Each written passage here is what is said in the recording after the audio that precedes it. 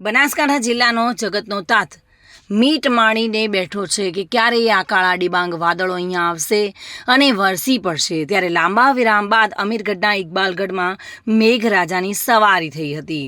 માત્ર 15 મિનિટમાં જ વરસાદની ધમાકેદાર બેટિંગ થઈ હતી। વીજળીના કડાકા ભડાકા સાથે વરસાદ પડતા રોડ રસ્તાઓ પણ પાણી ભરાયા હતા। ઇકબાલગઢ હાઈવેથી ઇકબાલગઢ બજારમાં જતો મુખ્ય માર્ગ જ્યાં ઘૂંટણસમાં પાણી ભરાયેલા જોવા મળી રહ્યા છે। હજુ પણ બનાસકાંઠા જિલ્લામાં વરસાદની અછત વર્તાઈ રહી છે, ત્યારે લોકો પણ ગરમીમાં શેકાઈ રહ્યા છે, વરસાદની રાહ જોઈ રહ્યા છે। સમગ્ર બનાસકાંઠા જિલ્લામાં નહિવત વરસાદ થતાં જગતનો તાત પણ ચિંતિત જોવા મળી રહ્યો છે।